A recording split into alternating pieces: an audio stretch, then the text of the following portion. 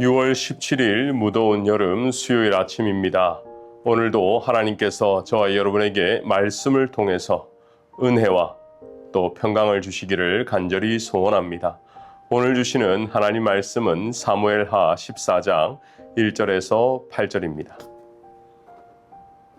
스루야의 아들 요압이 왕의 마음이 압살롬에게 향하는 줄 알고 드고아의 사람을 보내 거기서 지혜로운 여인 하나를 데려다가 그에게 이르되 청하건대 너는 상주가 된 것처럼 상복을 입고 기름을 바르지 말고 죽은 사람을 위하여 오래 슬퍼하는 여인같이 하고 왕께 들어가서 그에게 이러이러하게 말하라고 요압이 그의 입에 할 말을 넣어주니라.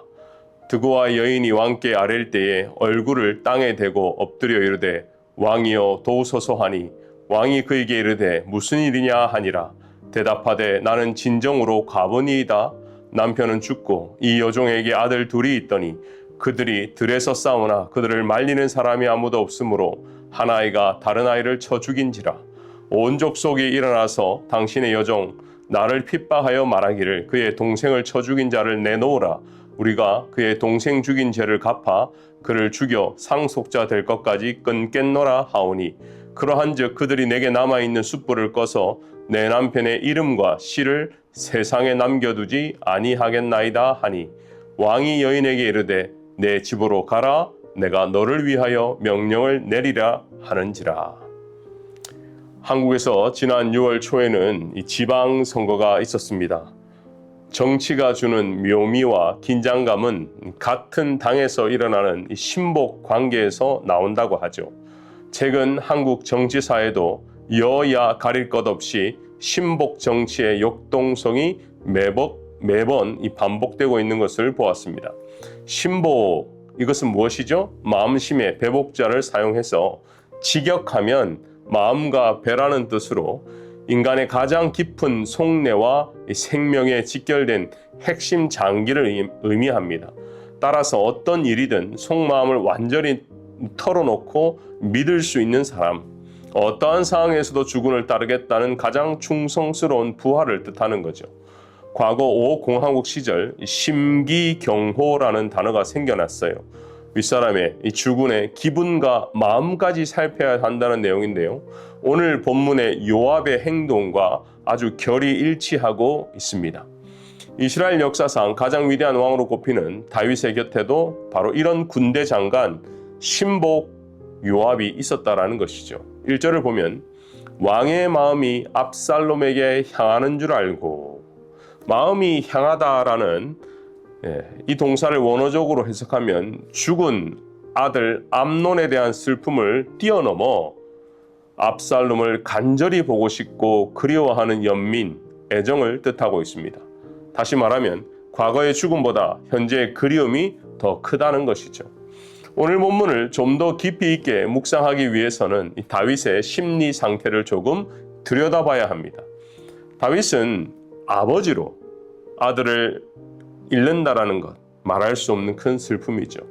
첫째 아들 암논이 셋째 아들 압살롬에 의해 죽임을 당했고, 그리고 살인자 압살롬은 도망을 떠난 상황에서 아버지는 참담한 마음을 이루 헤아릴 수 없었을 것입니다. 이러한 다윗의 마음을 가장 잘 알고 들여다본 사람이 바로 가족이 아닌 신복 요압이라는 것이죠.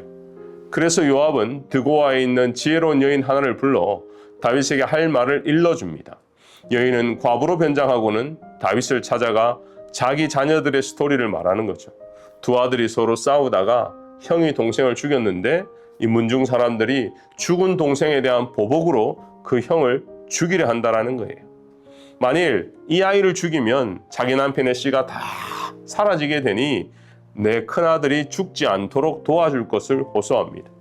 이에 다윗이 원수 갚는 것을 막아 그 남은 아들을 죽이지 못하도록 하겠다는 맹세하는 내용이 오늘 본문의 내용이라는 것이죠. 저는 오늘 본문을 통해서 이 거짓말을 가지고 꾀를 내는 요압 이 행동과 또 그것을 쉽게 받아들이는 또 결정하는 다윗의 모습을 통해서 우리는 무엇을 생각하고 또 때로는 무엇을 경계해야 하는지 함께 나누어 보도록 하겠습니다.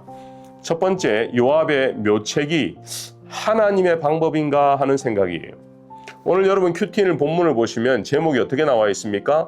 할 말을 넣어주니라. 마치 성령께서 하시는 사역 같아 보입니다. 다윗을 누구보다 잘 아는 신복 요압 입장에서 마치 내가 하라는 대로 하면 모든 것이 잘 풀릴 거야 하는 이 교만이 가득 찬 메시지가 내가 하라는 대로 해 이 말이에요. 요압은 다윗에 대해서도 잘 알았지만 정치에 능한 사람이었어요. 암논이 죽고 없으니 이제 압살롬이 차기 왕위 계승 서열 1위가 되었습니다. 그러므로 요압은 압살롬과 다윗을 중재하되 암논을 죽인 일로 압살롬이 그 어떤 벌도 받지 않게 하는 방법으로 그 방향으로 중재를 하는 것입니다. 왜냐하면 이것이 경험에서 나오는 지혜였기 때문입니다. 여러분 사무엘하를 잘 보시면 과거 첫째 아들 암논이 동생 다말을 강간했을 때 다윗은 마땅히 벌을 주었어야 함에도 불구하고 첫째 아들이기 때문에 모른 채 했습니다. 다윗이 이번에도 압살롬에 대해서도 아무런 징계를 하지 않고 그냥 어물쩍 넘어갈 것을 알고 있었고, 그리고 다윗이 이 결정을 하기가 좀 사람들 눈에 보기 그러니 요압이 모종의 흉계를 꾸미게 된 것입니다. 이 메시지는 우리에게 반듯한 교훈 두 가지를 주고 있어요. 첫 번째는 어떠한 문제가 발생했을 때 그 문제를 보고도 그냥 넘어가면 그 문제는 계속해서 반복해서 발생한다라는 것. 또 하나는 리더의 결정을 모두가 보고 판단하고 있다는 것입니다. 표면적으로 보면 군대 장관 요압이 다윗과 압살롬 사이에서 중재를 잘한 것 같습니다. 그리고 요압이 드고와의 여인까지 동원시켜 중재한 것이 옳은 중재인가 그렇게 생각할 수 있습니다. 무엇보다 하평케 하는 중재였으니 이거는 참 잘한 것이다, 참 지혜다라고 말할 수도 있을 겁니다. 하지만 우리가 그 말 앞에서 기억해야 하는 것은 이것을 하나님이 기뻐하시는 것과 하나님이 원하시는 중재일까, 하나님의 선한 일이 이루어졌는가, 이 질문을 하지 않을 수 없다라는 것이죠.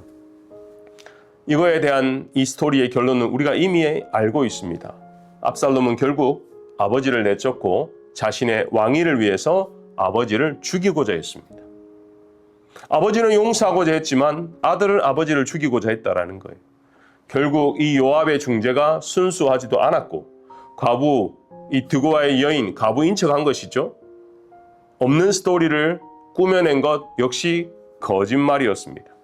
그렇기에 우리가 말하는, 우리가 행동하는 모든 동기와 과정의 정직함이 중요하다라는 것입니다. 왜요? 하나님이 중심을 보시기 때문입니다. 예수님은 이 땅에 중재자로 오셨죠. 하나님과 우리 사이에 막힌 담을 허시고 십자가에서 죽으셨습니다. 그 희생의 결과는 하나님을 기쁘시게 하였고 우리를 구원하는 능력이 되었던 것입니다. 사랑하는 빈내리 교회 여러분, 하나님을 기쁘시게 하고 우리의 가정을 살리고 교회를 살리는 헌신하는 중재자가 되시기를 바랍니다. 두 번째 생각해 볼 것은 다윗이 분별력을 잃어버렸다는 것입니다. 다윗은 이 여인의 흉계를 깨닫지도 못하고 여인이 말하는 대로 따라가다 오늘 본문 뒷절을 보면 여호와의 이름으로 잘못된 맹세까지 하고 맙니다. 이 여인이 굳이 여호와의 하나님의 이름으로 맹세하도록 유도한 것은 다윗이 하나님의 이름으로 맹세한 것을 매우 두렵게 여긴다는 것을 이용한 것이죠. 요압과 이 드고와의 여인은 다윗의 자비심과 신실함을 이용하여 왕이 가져야 될 공의를 무너지게 한 것입니다. 그렇기에 이 땅의 리더십은요, 분별하는 지혜가 필요합니다. 드고와 여인이 자신의 상을 당한 이 과부로 변장하고 자기 아들들을 이 비유로 말한 것은 다윗의 죄를 깨닫게 하기 위한 이 부자와 가난한 자의 비유를 한 나단 선지자의 우화를 연상하기는 하죠. 그러나 나단 선지자는 다윗의 죄를 깨닫게 하기 위해서 적절하게 이 우화를 사용했으나 이 여인은 다윗의 총기를 흐리게 하고 벌을 내려야 함에도 불구하고 벌을 내리지 못하게 사악한 흉계 그리고 맹세하게 했다라는 것입니다. 우리는 일상에서 이러한 수많은 메시지를 경험하게 됩니다. 직접 나에게 찾아오는 메신저가 아니다 할지라도 우리의 삶 가운데, 아니 여러분 가지고 있는 스마트폰, 인터넷을 통해 수많은 메시지들을 쏟아져 나오는 것을 알고 있을 겁니다. 누가 시작했는지, 어떤 의도를 가졌는지 모르는 메시지들이 우리의 마음에 들어오면요, 우리도 어처구니 없는 결정을 내릴 수도 있다라는 것입니다. 진실을 가리고 은폐하려는 악의적인 메시지에 휘둘리지 않기 위해서 우리가 해야 하는 것이 무엇입니까? 날마다 하나님의 메시지인 말씀을 붙들어야 하는 것입니다. 내 생각과 내 경험과 나의 관점이 아니라 하나님의 말씀을 기준으로 삼아서 하나님의 뜻대로 하나님을 기쁘시게 하는 방법대로 나아갈 때에 우리가 분별할 수 있다라는 것입니다. 사랑하는 여러분, 날마다 하나님의 지혜를 구하는 여러분이 되시기를 바랍니다. 결론의 말씀을 드립니다. 중심을 보시는 하나님 앞에서 우리의 마음과 우리의 생각이 깨끗해지길 소원합니다. 그리고 삶 속에서 하나님의 말씀으로 분별하는 하루가 되시기를 바랍니다. 기도하겠습니다. 은혜가 풍성하신 하나님, 오늘도 요압의 꾀를 통해 넘어지는 다윗을 보았습니다. 우리 또한 우리의 중심을 살피시는 하나님 앞에서 정직한 영을 새롭게 하시는 그 성령의 충만함이 있는 하루가 되게 하여 주시옵소서. 나의 방법, 나의 관점, 내 뜻대로 하는 것이 아니라 내 모든 것을 내려놓고 하나님을 기쁘시게 하는 생각과 하나님 중심으로 나아갈 수 있는 신자의 삶을 살아갈 수 있도록 주여 우리를 붙들어 주시옵소서. 날마다 쏟아지는 여러 가지 정보와 메시지들 앞에 하나님의 말씀을 붙들고 분별할 수 있는 모든 거룩한 정체성을 가진 신자가 되게 하여 주시옵소서. 감사하며 예수님의 이름으로 기도하옵나이다. 아멘.